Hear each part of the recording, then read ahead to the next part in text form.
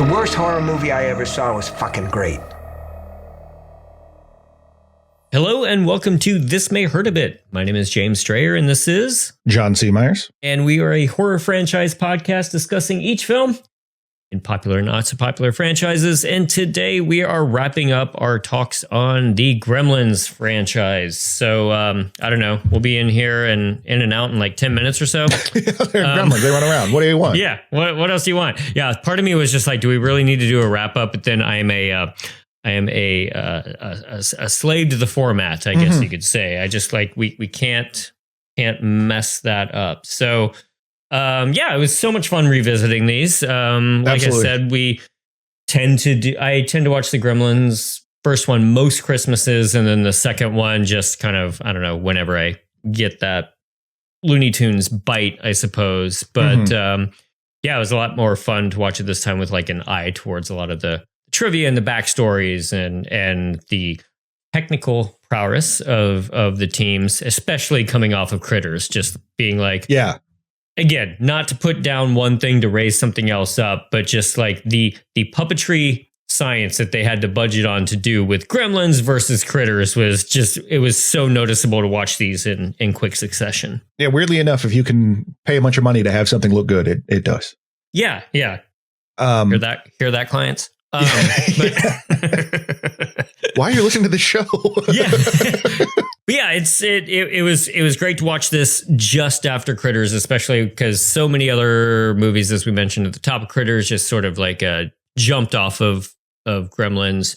Who knows when we'll get to Ghoulies? Who knows when we'll get to Munchies? I ain't against it. Yeah. But it's just, we can put a break on the Rascalin just for a little bit. But we just got a feast of Rascalin with these guys. I'm set. I'm full. So I think I know what you're going to say, but since there's only two. Oh, that saves me time. Yeah, exactly. Since there's only two, which one do you think you'll go back to more often? I mean, historically, I've gone back to the first one more often simply by virtue of it, like showing at local repertory houses or, stuff like that. I probably haven't seen the second one in at least 10 years, if not more. Nice. And I will be going back to it again and again because it's one of the, it's one of those because I grew up loving it and I knew it kind of had a controversial sort of, thing to it where it's like, I'd rather just remember it how I like it. Yep. It's fine. There's plenty of other movies to see. And then going back and seeing all the things I loved about it, still loving them, and then finding all new things to love. Yes. Whether that be as sort of like you get into the more sort of thematic satirical side of it, or just jokes that you don't remember, which we talked about in part 2, like all the voiceover jokes that are so funny. So I'll probably stumble on the first one a lot more, but in terms of wanting to sit down and watch something, I'm a 2-man. Yeah, I think I would probably say the same. And because it takes place at Christmas time, like it'll just be easy to throw on every other Christmas moving forward. It is one that I think it'd be a lot of fun to watch with my nephews once they are old enough. That might be a few years, but that'd be fun to share with them. The first one does have one of my favorite movie-going experiences, which audience, do not try to replicate this. I saw it at the Laurelhurst Theater here in Portland, which is a brew pub theater. Like you can get beer there. And there was some completely drunk guy there that for like the first 10, 20 minutes of the movie, every time Gizmo did something, he'd be like, yeah, Gizmo. Oh, yes. And it was kind of funny. And then it kind of kept going. And then he like passed out or something because he just shut up. Oh, good. And then at the very end, when Gizmo opens the drapes, he's like, yeah, Gizmo. And the audience just blew up. Everyone was just like, yes. So it also holds a special place in my heart. I love the idea of, his date or his friend or somebody like that just being okay with him shutting up for a while, but then coming back around for a victory lap. This is what made your alcoholism so attractive to me in the first place. Right. Your timing. Do you have a favorite overall Gremlin? We touched on this in Gremlins 2. But combining the two, do you have a favorite that you look out for? And that includes the bar scene. Right, yeah. No, that's tough because it's very segmented. Like, I love that little puppety guy in the first one, and they bring back basically the same joke with the guy with the propeller hat in the second one. But I don't like him as much. But I mean, like it's tough to get past the brain gremlin because Tony Randall's so great as we talked about, and just the wide variety of weirdo gremlins that there are. I mean, even just like the bat gremlin doesn't do a lot, but man, it's cool looking. Oh yeah, and they had something with him. Yeah, and I got so excited when he busted through the wall and it made the Batman logo because I was obsessed with that first Batman movie. So I was like, yeah, that's cool. Yeah. So it's hard to pick just one. Frankly, they're you know. Yeah, Brain for me too. Spider is pretty great just because especially if we want to bring it back to a little bit of horror franchise filmmaking, like that Spider Gremlin, like there's a couple of shots of it that look legitimately creepy and well done from like a monster point of view. Yeah. Brain. And then, maybe the guy that I called out at the end of the first Gremlins, just like sitting there having a whiskey and a smoke in the back, the one that yours antagonized. Yes. So, yes. Which I do like that just thematically throughout it, just that whole thing of Joe Dante's like horror as being fun, like these creature features as being like, yeah, we can do scary stuff with it, but we can also just have a lot of fun with it. And I think as much as like there's a place for all kinds of different horror and just something I always think about when there was the talk about elevated horror and I love that stuff. Yeah. But I also 100% love the goofball stuff that's like the Attack of the Octopus people that Grandpa Fred is showing. That kind of thing. I keep seeing Amazon keeps recommending for me Without Warning, that kind of Predator ripoff that we watched with Cameron Mitchell. Yeah. Stuff like that, where it's just like, I don't know, you see like the love put into some of this stuff. And I find that so much more endearing. And how can you not have fun with it too? And kudos to us for not doing that stupid conversation about how, comedy is really just the other side of horror as far as audience okay, reaction. Fine. All right. Let me just throw away my notes here for the next 5 minutes. I'm so tired of people saying that. Yeah. But, it does tickle the same side of the brain. Right. Of course. I mean, obviously there's parallels, but I think Joe Dante rides that very well because there's a lot of horror comedies that are neither funny nor scary. Yeah. Best kill of the two movies. Now, let's open this up to gremlin deaths because there's a lot of gremlin deaths. Because none of the people deaths are particularly memorable. Well, Miss Deagle is like Miss Deagle. Yeah, I do like that one. That's probably my favorite human death. Still at the purpose of Rascalyn as doing a bit, but thinking back to 2, does Archie Hahn at the console die? The guy that's making the joke about it's midnight somewhere, and then the joke, then the Gremlins. Yeah, I wonder if he comes. That could count. That could count as a death, right?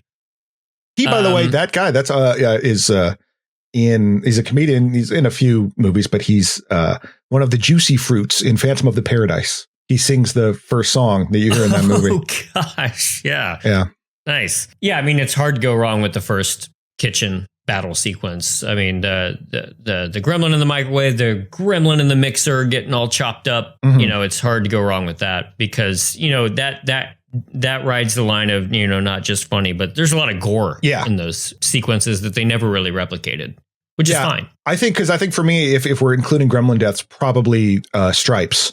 Because where like the melting is very disgusting, and then when a skeleton kind of ejects at the end, like it's going to do something, but it just dies. I'm a big fan of that one. It's not it's not the funniest one, but it's it creeped me out when I was a kid. So we frequently talk about what we would do next with this, and I feel like this franchise is mercifully different in that not only will this podcast be about 15 minutes long, but because there's only 2, but we haven't done a zillion different things and they haven't exhausted a zillion different ideas. So the one idea that I did, there's been a Gremlins 3 rumored for years, and it's usually Billy who's talking about it because I think he has the most to gain from it. Sure. Sorry. It's probably true. I would if I was in his shoes. Oh, for sure. Oh, it's right around the corner. So Chris Columbus was evidently working on a script around 2017 about examining the idea that if all these gremlins are coming from Gizmo getting, just screwing around getting wet, does Gizmo need to be eliminated for the betterment of all? I mean, that's a pretty dark idea, And I've got no problem with dark ideas being in a Gremlins movie, but that seems maybe a touch too dark for this stuff, but I'm not sure. But I also I really hate seeing Gizmo in distress. Right. And so that I feel like that would be a whole lot of Gizmo in distress. Yeah. And I don't know what the cartoon, the HBO cartoon, what's going on with that. Haven't really looked into that. Mm-hmm. I guess my guess is if they're going to do anything, it's going to be out of that or something. Cause like doing an animated feature is probably cheaper than getting all the puppets, which we talked about in Gremlins 1 being that would at least make sense. Or feel more fitting than just doing all CG. Mm-hmm. I don't necessarily want another one. I'm not saying you couldn't do it. I do think Gremlins 2 is satirical of the notion of sequels, but more kind of an overall, like just taking something and running it into the ground and just squeezing as much value out as you can, which is funny because you can kind of think about it. Because I was thinking about this with Kathleen Kennedy being involved and just how like all the different flippant Star Wars properties there are now. Yeah. And how it's that like they've just permeated everything. Like, oh, do you want this kind of thing? Well, here's a Star Wars version of that. Do you want this kind of thing? There's a Star Wars version of that. And you know, like once you've made that statement, how do you come back and be like, well, we did that though? Which they will, because you know they don't care, and nerds are going to be happy to point and stuff they like, which is different than me noticing the people from Nick at Night. By the way, that's cool when I do it. But yeah, so I don't know. You could do any number of different things. I do like that idea of addressing. If you're going to address the lore, because I think 2 also did a good job of being like, just don't worry about this crap. Yeah. That's like the one untouched bit is like, well, what does that mean about Gizmo? Mm-hmm. And you could go the George Geip novelization route where he's an alien and it's dangerous or whatever. Or you could just put that in the background. At the same time, though, that seems like a little too ET-ish. Oh, sure. Hunting this cute little guy. But I mean, it's not like Chris Columbus doesn't know what he's doing. He's got a pretty successful career, and in fact, wrote the first Gremlins. Sure, but I don't know. Unless like if the original people are still involved, not necessarily Dante, because I doubt he would. But if Chris Columbus is involved, I'd be interested. But if it's like all new people, maybe less so. Probably not. Yeah, and I don't want to see an expansion of the lore. I don't want to see Gizmo came from either another planet or a dimension or any of that. I just think it's fun that he's just somehow always existed. Right. And that's enough for me. Yeah. This is just like they kind of defy explanation. They're real kind of say that's what it is. And the critters are kind of the same way where it's like they just reduced what little backstory they had and just like, no, they're aliens and they eat. There you go. Yeah, that's and I'm okay with that. Yeah. I don't need a whole lot there, particularly with these guys where they're just chaotic and goofy. And cute. Yeah. Don't bog them down with stuff. Just let them do bits. It's fine. Mm-hmm. Just let it's Jackass, but with green guys. Right. And I just don't know, like, I don't know how the Looney Tune bits quality would play to a modern audience either. Right. I kind of like, I would be afraid of everything from like, oh, now they're doing TikTok dances for 10 seconds. Like that would just be very cringy and I would not relate to that. So I don't want to watch it. Right. Yeah. But no, I like, there's something to make children's movies for me. That's what I want.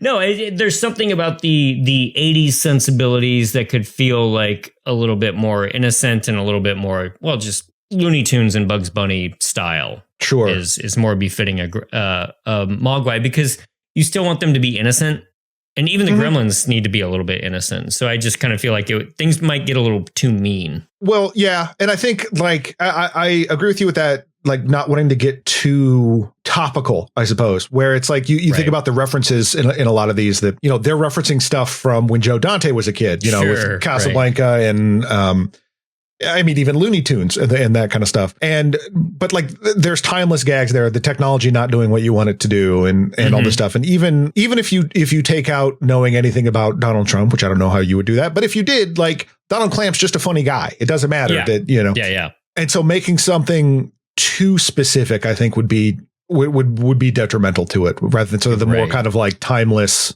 not even like timeless, but just it would put it in too much of a place unless you're trying to like, here's specifically the Gremlins reaction to the crumbling of the American empire in the 21st century.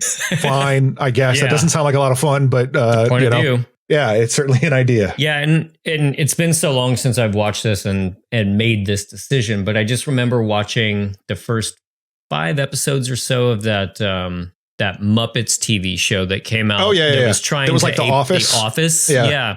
And I just found like within that format, it was just too mean spirited for me. Mm-hmm. And all the Muppets like were making fun of each other to a point that I didn't feel like was appropriate for them. And it was like meaner and everything. And I would just be a little bit of afraid of the Gremlins going in that route. You're afraid of the Gremlins being meaner. Yes.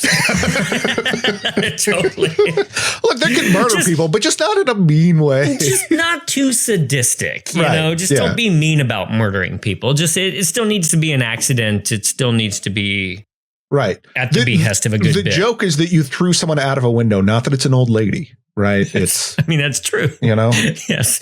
I mean, you could throw an adult man out of a window. That's- it's still great. Yeah. If you launch him kinda out of a funny. chair, that's cool. Yeah, still good. Yeah. I mean, it just helps that Mrs. Deagle was awful. Right. But they don't care. They don't know that. Yeah. Yeah. But then, yeah, it's like, I don't know. Do you have the Gremlins getting online? Because that seems like a bummer. Like, Yeah. I don't want Gremlins on, you know. There, Just hey, like- hey, there's enough trolls online already. Am I right? Just gonna say that. Yep. Yeah. They're just causing trouble online, which causes trouble now in our actual, Right. you know, they're rascaling online, which causes other people to rascal. Right. I suppose. Yeah. Ugh. Their brains get rascaled. Right. Yeah. So this is very much it was. But I do like the idea, just think about it now, of a gremlin just like almost like the gremlin. And then it cuts to Yeah. Joe Rogan being like, that's true, man. Yeah. Wow. I didn't think of that. Yeah, No, you're right. yeah. Stripe is Q. It's been a long rascal. Yeah. With some devastating results. Comet ping pong pizza. Right. Clamp becomes president somehow, Yeah. maybe as Gremlins in the White House. Who knows? Yeah, I don't know. Like with some of these other franchises, I'm usually like, they're going to do it anyway. So just like do something. I can see it being done. But this just seems a new Gremlins movie just seems well past its time. Yeah. I think if they would do anything with it, you know, like this cartoon notwithstanding, that it would be like a reimagining of sorts, not necessarily a straight up reboot, but just like a different context, not necessarily, because typically you know, all the people involved in this are either retired like Phoebe Cates, dead, or old, or all three. And I think I hope I can retire when I'm dead. sorry, not in Clamps America. I don't know. They would have to like do it with fresh young faces with your Imogene Poots or whatever. Right. Yeah. To their credit, every time the discussion comes up, it's still a Gremlin puppet. Like it's never even been considered, at least publicly, that they might be CGI Gremlins. At that point, it'd be like doing a Muppet movie where everybody's CGI. That'd be pointless. Yeah. If you're going to do that, just do a cartoon and have them be babies. How about Gremlin babies? It sounds great. Yep. So the HBO cartoon that exists now. Yeah, basically. Yeah. Right. So, I mean, I don't know how much more we can squeeze out of the Gremlins since, again, there's only 2. But man, these are great movies, and I'm glad to watch them again. I recommend if you're into pretentious nonsense, I highly recommend. There was an account on Twitter years ago, the Institute for Gremlins 2 Studies, that would have these tweets that were these very like heady philosophical views of what the Gremlins represented or whatever. But it was fun, and they obviously stopped their accounts for good reasons, and they still have a website up that mentions like a quarterly newsletter. I don't know if they're still doing it. Oh my goodness. Yeah. But it's just it's a fun way to look at some of this stuff, and it's not wrong, frankly. But if is you it want to written by Brain Gremlin? it might be. He didn't actually die, but it's yeah. So I enjoyed when I was doing some research for this and stumbling on that, and that's a lot of fun. And Gremlins 2 fans are die hard. I would say probably more so. We talked in the first one about the Gremlins falling into that sort of the wave of nostalgia. It's rather fitting that even, I mean, the Gremlins 2 predating that nostalgia wave being like, don't be nostalgic for this stuff. We can't go back. Like, this is what happens when you try to go back. Yeah. So it's kind of like the stalwarts for that kind of get lumped in with all this other stuff. But Gremlins 2 takes I feel like there's a certain breed of weirdo that really is into that. Yeah. Myself included. Is that us? Yeah, I was gonna say. Yeah. I think that is not a knock. Us. That is right. It's a great movie. Mm-hmm. And there's a lot to be gleaned from it. It's not just like Joe Dante making a bad movie on purpose. Like he had sort of an idea of like, I want to kind of nip this in the bud. Sure. Admirable. But like my way. Like I want to do what I want to do and make these stays, not just like, I'll just phone this in and it sucks and whatever. Yeah. Like he was, I had creative control. I got to do this. And he said it was among all the films in his filmography, he's the one that he can stand by every decision. Yeah. And I think he can't always do that. Yeah. I think that rules. And that in and of itself, I think is admirable, but I also happen to like the movie and all his decisions. So yes, that works. I got the opportunity, the local Hollywood Theater, the wonderful Hollywood Theater and Movie Madness during lockdown were doing these sort of Movie Madness University teleclasses or whatever. You would watch a movie and then discuss, and they got like people to come in. And so they did Piranha, and they had Joe Dante, and I forget the other guy's name. He wrote Rock and Roll High School, but they chatted about the movie and were absolutely lovely. And I think because they were talking about Roger Corman and working with Corman, how fun it was. And then, and then the same thing with Peter Bogdanovich, but we were talking about Peter Bogdanovich's favorite topic, Peter Bogdanovich. There you go. Yeah. That also was nice. That helps when a professor wants to talk about himself. Yeah. What else does anyone want to ask me about me? Right. All right, everyone. Well, I think that's going to do it for the Gremlins. And John, there's no one I would rather rascal around with for the last several weeks than you. Oh, thank you. Maybe Dan, just for two, as we did. But now. And the listeners. Okay, sure. Yeah. Include them. Some of the listeners. Yeah. You know who you are. It's been a treat to rascal with you, but now I want to tear your skin off. And I get that. Yeah. You get it. It happens. Do you think that you would find that painful? Maybe pleasurable? Maybe perhaps writing some line between that? Being confused? Yeah, maybe meeting somewhere where the pleasure meets the pain. Meets the pain, which is where a lot of us like to reside. Yeah. If you could take that and like package it up neatly in some kind of configuration. I would. I lament my spare time. I don't have the time. It is a configuration of lament. And by God, I will raise hell to get that to you at some point. Yeah, everyone, we are skipping back into the gore zone here. We're going Hellraiser. There's 10 of these, maybe 11. 10 of them, yeah. So I'll probably say this at the top of the first Hellraiser, but this is definitely one of those ones, series when I was thinking about the concept of the show of, oh my God, I love so much the early ones. And oh my God, what happened to the rest of them? Yeah. And it's going to hurt.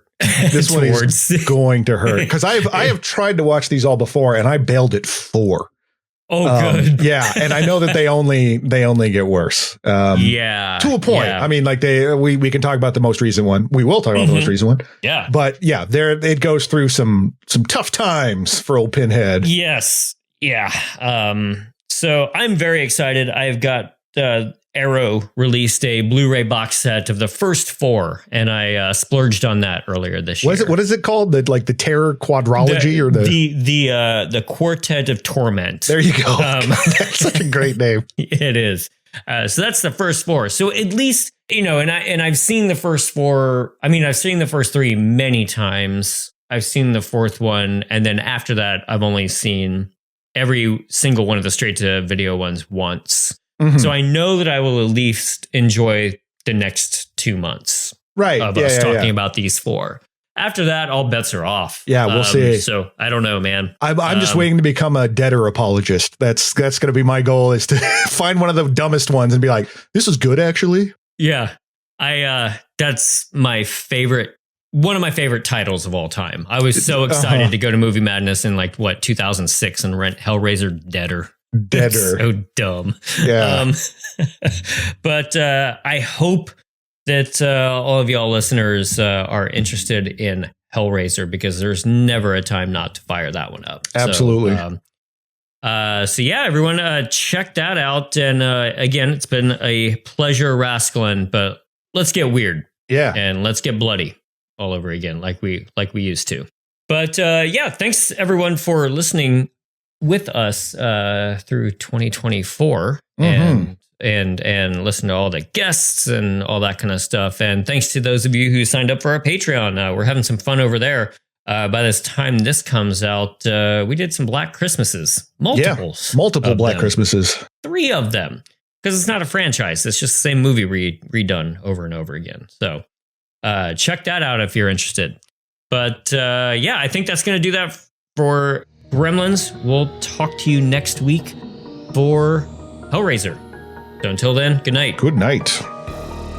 This has been a Caretaker Press production. It was produced by James Strayer and edited by John C. Myers. Logo by Ethan Kimberling and music by Michael Arthur Holloway, who you can find on Bandcamp. Follow us on Instagram at thismayhurtabitpod and email us at thismayhurtabitpod@gmail.com. Give us a 5-star review over on your favorite podcast app, and we'll see you next time.